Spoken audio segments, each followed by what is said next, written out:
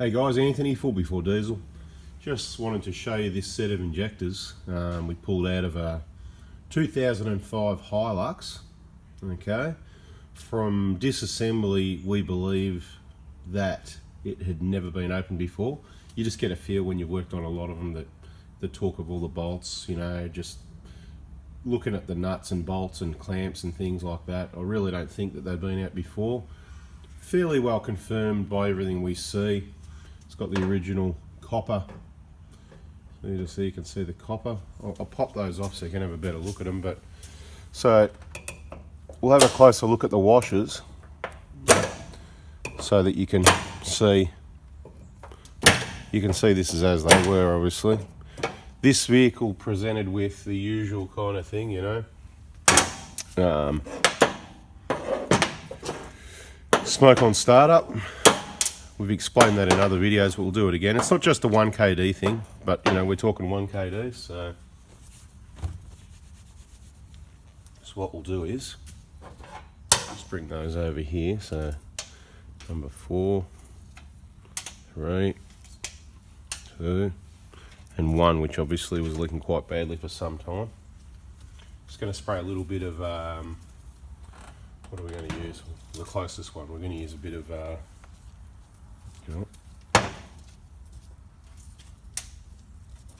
little bit of degreaser on those, just to clean them up a little bit and have a look.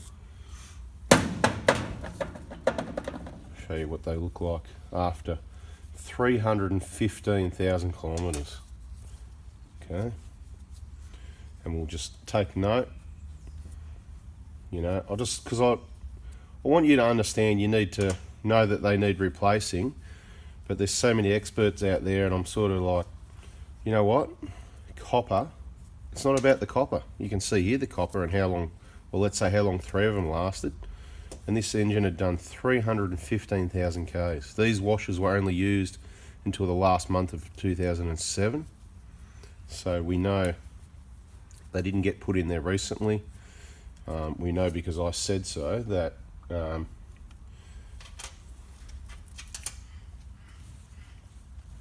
that the job was original, right?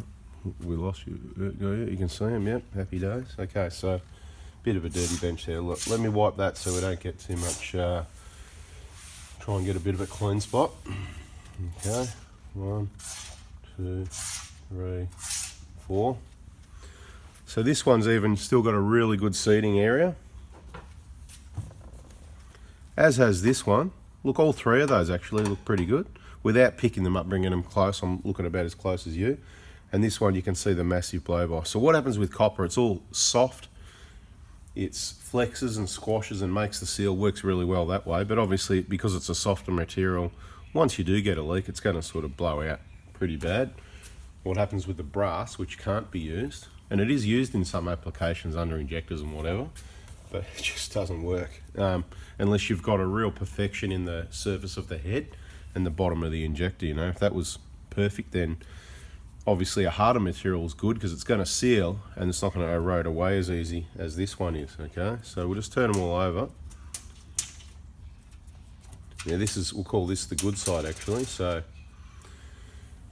okay, so there's always a good side, right? And the good side is usually the side that goes towards the injector. So this will be the side that was up towards the injector, I think, anyway. Could be wrong, but you know, the injector side's the go. That's the good side.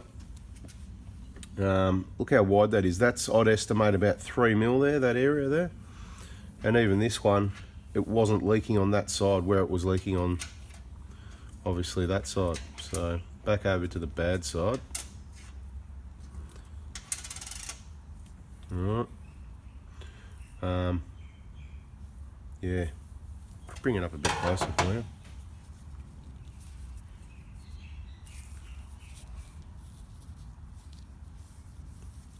That's the good side, hang on. Oh, if I can even hold it, these gloves are a bit slippery. Right. We've got a whole heap of examples like this, right? So that's what's leaking, that's what causes that. If you don't understand what's going on in this video, then you need to go and watch the other videos, you know, the subscribe, turn on the bell thing. Keep up to date as the videos pop up, and then go and watch a few of the old ones as well. Search on my channel what you want to know about injectors, EGR, wheel bearing, service, what to look out for when buying a vehicle, whatever you want to know, that's what you search.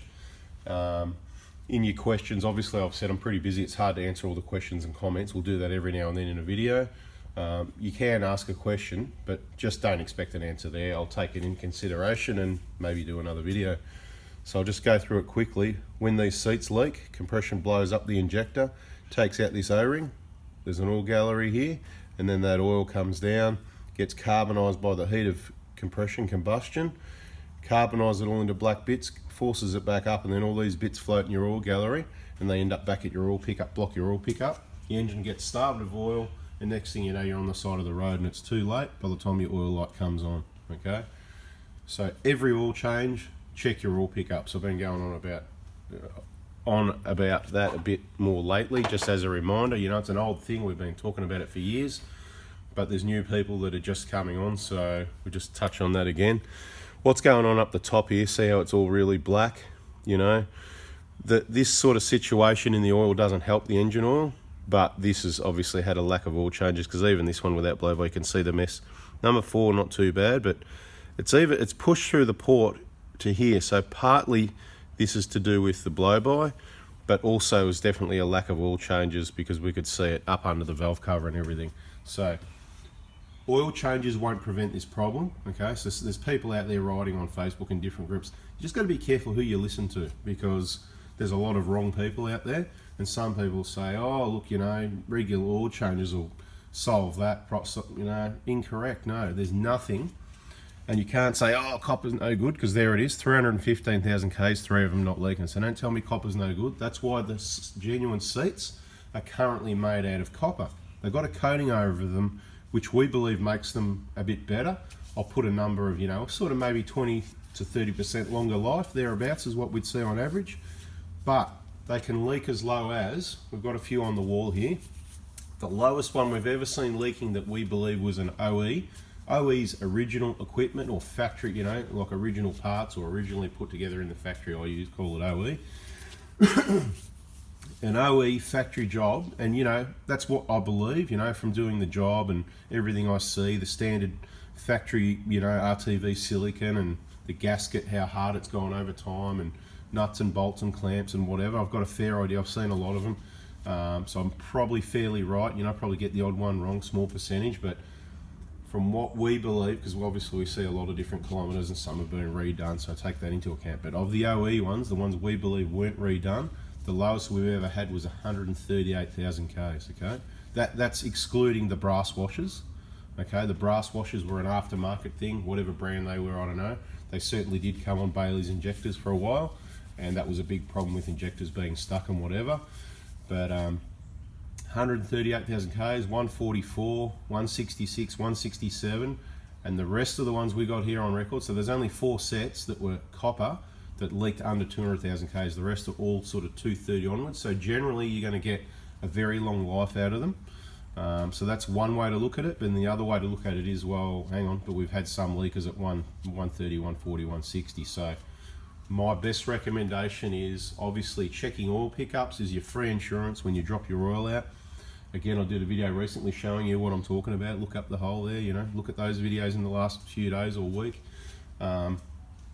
Try and watch them till the end, because you know I might get going a bit like this and then drop a bomb of awesome information at the end, or maybe a $100 discount on your injector kit like I did a few days ago. If you missed that one, bad luck. It's one day only. You've got to watch the video, work out what day it is. You've got to call me that morning or text me before then that what you want, and call me that morning, text me again that morning, let me know, and we'll make it happen. Just a little thing we do, you know, every now and then, bit of a surprise, kaboom. So I guess the point is, check your oil pickups is your free insurance, but you don't really want to leave it till it gets to this and then have to clean it up, because obviously it gets through the system, it can do damage, it's, you know, possibly a lack of lubrication. It's cooking your injectors, right? So it's gonna, you know, it's gonna destroy your injectors anyway. And I'd suggest that look, you know, when I say injectors need replacement, so I'm not going to say it again, but it's about the same time. So you just combine the two jobs. That's when you check your valve clearances. You don't go in and check it before then. So anyway, I'm droning on about stuff I've already said. Some people are going, no, keep talking. Some people are going, yeah, we know that. So this is the problem we've got. Please understand, we don't want anyone to miss the important information, okay? So there they are. There's the evidence, I suppose, if you like. 315,000 Ks, 14 years old. Copper that works fine. It's not a problem with the copper. It's not a problem with these vehicles. You know, people go, oh, the 1KD problem and the common problem. Not a common problem. This is what the common problem is. People wrecking vehicles, okay? So as soon as they start working on these systems and they pull these out and they chuck them back in, they reuse them, or they don't clean the ports. Now we've shown you in other videos plenty of evidence of that. It's what we see all the time. There's problems with these vehicles when people touch them, or when they don't touch them. If it gets left too long, or they use the wrong parts, okay? So, you know, Chinese copies, other brands, you know, remanufactured, whatever name you want to call it, of sorts. We believe in only brand new, genuine parts is what works in these engines, and that's proven really, and genuine procedures with installing the injectors. So there it is. What can I say? You know, there's the seats, there's the injectors. These injectors were flogged. The vehicle was actually running quite well, quite smooth, amazingly smooth and well for the age of the vehicle. Definitely over fueling. You can see, well, it's hard for you to see probably, but because this is all carbonised anyway, but I believe number 1 and 4 were the worst. They're quite black, and on the diagnostic tool, it was putting in double the amount of fuel at idle. The usual readings were out. We already talked about that in other videos. I think it was yesterday, maybe, you know, it wasn't compare the pair. What was it? Before and after, it's called. Go and have a look at before and after. You can see the readings before and after. Really educational for you, right? Right, guys, that's enough for this one. I hope you get the picture. It's not a problem with anything, really. It's not a problem with these vehicles. It's a problem with understanding, using the right parts, knowing how long everything lasts, right, and doing the job right, okay? Maybe it's a problem with people pulling these out, and it doesn't happen usually, but pulling these out every 40,000 to check valve clearances, which I can tell you in most cases is going to be okay. When I say most, I mean over 99% are going to be within spec, and the ones that are out are going to be that small amount out. It doesn't matter. Very rarely you're going to get one that needs adjusting, and I've never heard of one that just closes up all the way to the point that it causes problems. So you're going to get to your valve clearance check and adjust if necessary, which is probably not going to be necessary when you change your injectors and seats, which is all done at the same time. You think you need seats, you need injectors. You think you need injectors, you need seats. You think you need either of those, that's where you need to check your valve clearances, okay? All right, guys, you know the deal. Subscribe, turn the bell on or you miss out, and maybe share the channel to a friend or something, or on a page. Try and help someone, because let's just get the right information out there and get a better name for 1KDs, because it's a big misunderstanding of people doing the wrong thing, using the wrong parts, and problem after problem. So let's get it right. Thanks for watching. See ya.